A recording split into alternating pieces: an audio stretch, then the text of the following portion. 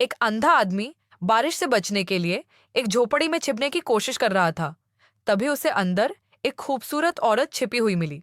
अजनबी को देखकर औरत शर्माई नहीं, बल्कि वह शांति से बैठ गई और अंधे आदमी को कपड़े उतारते हुए देखने लगी।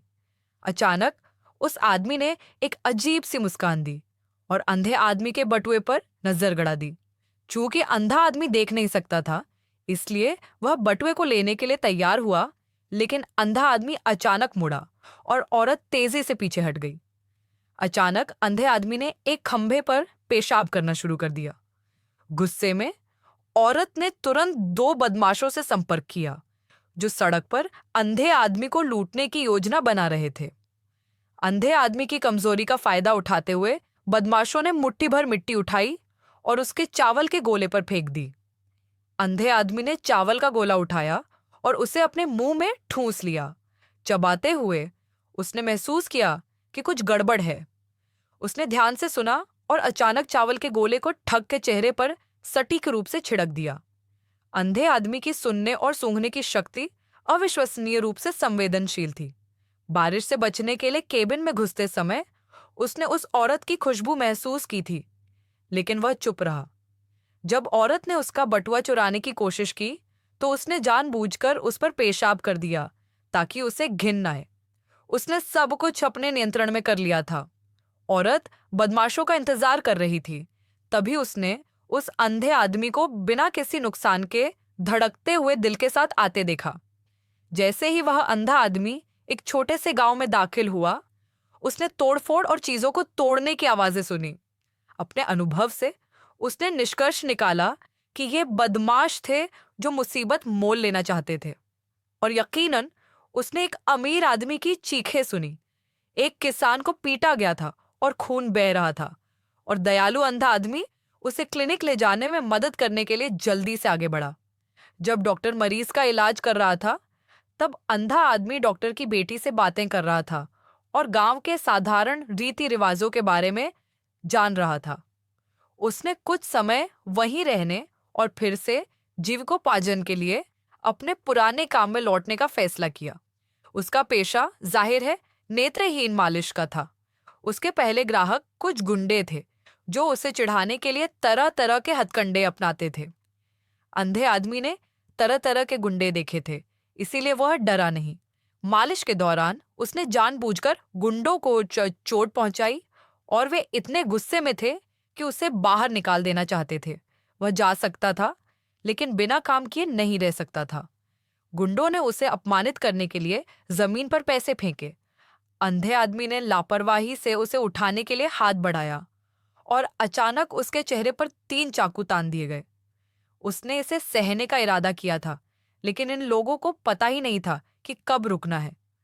उसने अपनी छड़ी उठाई, जिसमें एक चाकू छिपा था, उन्हें खत्म करने के लिए तैयार। तभी गुंडों का सरदार चुआनझिंग आ पहुंचा। गुंडों के उत्पात को रोकने के लिए उसने वास्तव में उनकी जान बचाई। चुआनझिंग ने गुंडों को अंधे आदमी की अद्भुत क्षमताओं के बारे में आश्वस्त किया, लेकिन वे आश्वस्त नहीं हुए। उसने उन्हें एक जहरीले सांप की कहानी सुनाई जो एक पेड़ से गिरने वाला था, जिसके नीचे एक अंधा आदमी शरण लेने के लिए बैठा था। चुआनझिंग ने यह सब देखा, लेकिन अंधे आदमी को कोई चेतावनी नहीं दी। अचानक अंधे आदमी ने अपनी तलवार से वार किया, जिससे सांप 2 टुकड़ों में कट गया। चुआनझिंग अपनी युद्ध कला के प्रति आश्वस्त ने अपने आदमियों को अंधे आदमी को उकसाने से मना किया। अंधे आदमी ने इस घटना को नजरअंदाज कर दिया, लेकिन कुछ लोगों ने उसे छोड़ने से इनकार कर दिया। उस महिला द्वारा नियुक्त एक गुंडे की हत्या कर दी गई और उसने उसका बदला लेने के लिए अपने साथियों को भर्ती कर लिया था। अंधे आदमी ने उस महिला की गंध को महसूस किया, बेफिक्र रहा। वह अपनी कमाई एक शराब खाने में पीने के लिए ले गया, जहां उसकी अचानक उस बूढ़े डॉक्टर से मुलाकात हुई और दोनों ने एक जीवंत बातचीत का आनंद लिया। ये जानने पर कि अंधे आदमी के पास रहने के लिए कोई जगह नहीं है, उसने उसे अस्थायी रूप से अपने घर पर रहने के लिए आमंत्रित किया। बूढ़े डॉक्टर के घर में बसने के बाद अंधे आदमी को उसकी सच्ची दयालुता का एहसास हुआ। ज्यादातर गांव वाले उसके इलाज का खर्च नहीं उठा सकते थे, इसलिए बूढ़े डॉक्टर ने न केवल दवा का खर्च उठाया, बल्कि जरूरतमंद मरीजों की मदद के लिए कभी कभी सब्जियां भी दी। अंधा आदमी अक्सर जड़ी बूटियों से इलाज में मदद करता था और समय के साथ डॉक्टर की बेटी नैजी के साथ उसका घनिष्ठ संबंध बन गया। नैजी एक अच्छी लड़की थी और पहली बार अंधे आदमी ने घर बसाने के बारे में सोचा। लेकिन उनका शांतिपूर्ण जीवन ज्यादा दिन नहीं चला। गांव के गुंडों की संख्या बढ़ती गई। उन्होंने एक कारखाना बनाया और बूढ़े आदमी की बेटी को वहां काम करने के लिए मजबूर किया। बूढ़ा आदमी अपनी बेटी से मिलने नहीं जा सकता था, लेकिन उसे लगा कि गांव में बूढ़े डॉक्टर का कुछ सम्मान है, इसीलिए उसने आने की विनती की। अंधे आदमी को यकीन था कि वह गुंडों से निपटने में माहिर है, इसलिए वह अकेले ही कारखाने में गया। बेशक गुंडों ने उसे अंदर नहीं आने दिया और फिर झगड़ा शुरू हो गया।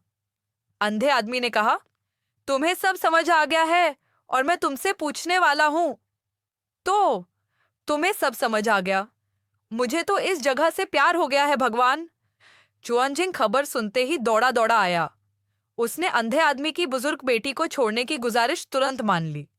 वह अंधे आदमी से सीधे भिड़ना नहीं चाहता था, लेकिन दूसरे गुंडों ने मना कर दिया और उसे होंगमेन भोज का प्रस्ताव दिया। अंधे आदमी ने मुस्कुराते हुए शराब का गिलास ले लिया। जैसे ही गुंडा हमला करने वाला था, उसने तुरंत अपनी तलवार निकाल ली। टूटे हुए शराब के जग को देखकर गुंडा लगभग डर गया और उसने तुरंत बुजुर्ग को अपनी बेटी को ले जाने दिया। घर के रास्ते में उसे एक जानी पहचानी खुशबू आई। ये वही बुरी औरत थी जिससे वह केबिन में मिला था। अंधे आदमी ने उसे गुंडों से दूर रहने की सलाह दी, लेकिन औरत ने इसे गंभीरता से नहीं लिया और अंधा आदमी खुशी से मुस्कुराया। वह बस गांव के मुखिया और नाकों के बारे में जानकारी मांगना चाहता था, लेकिन औरत डर के मारे बेहोश हो गई। क्योंकि वह एक औरत थी, अंधे आदमी ने उसे छोड़ दिया, इस उम्मीद में कि वह एक नया अध्याय शुरू करेगी। अंधे आदमी की चाल से क्रोधित गुंडों को पता चला कि वह बूढ़े डॉक्टर के घर पर रह रहा है और उन्होंने उसे और नाको का अपहरण कर लिया। यह देखकर छोटा लड़का खबर देने के लिए अंधे आदमी के पास दौड़ा। अंधे आदमी को महिला से कोई जानकारी नहीं मिली और वह सीधे गुंडों के पास गया। अप्रत्याशित रूप से गुंडों ने उसकी युद्ध क्षमता को जानते हुए उससे निपटने के लिए बंदूकें तैयार कर रखी थी। अंधे आदमी की लापरवाही से उसे गोली लग गई, जिससे उसे भागने के लिए नदी में कूदना पड़ा।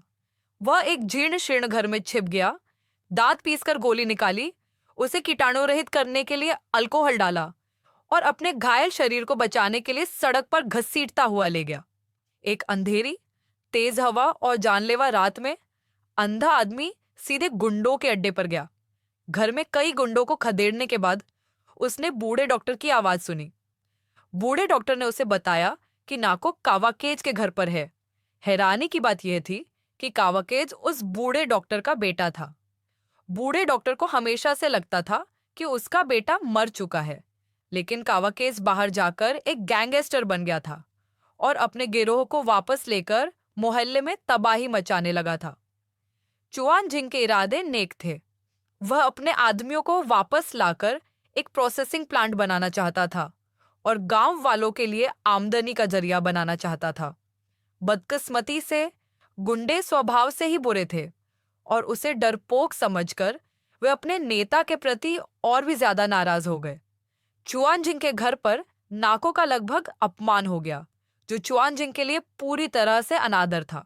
सौभाग्य से अंधा आदमी ठीक समय पर पहुंच गया और हालांकि उसने गुंडों को मार डाला, लेकिन वह घायल हो गया।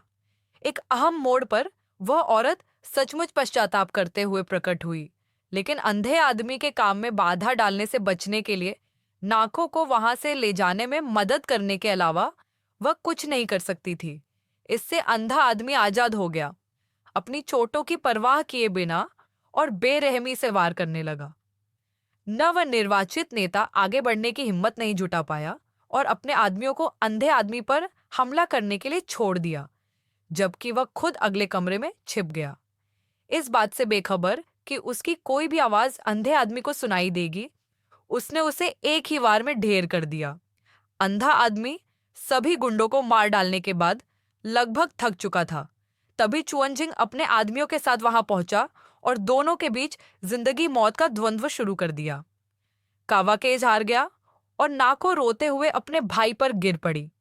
इस चाकू ने न सिर्फ कावाकेज को बल्कि उसके प्यार को भी मार डाला। अंधे आदमी ने कुछ नहीं कहा और मुंह फेर लिया।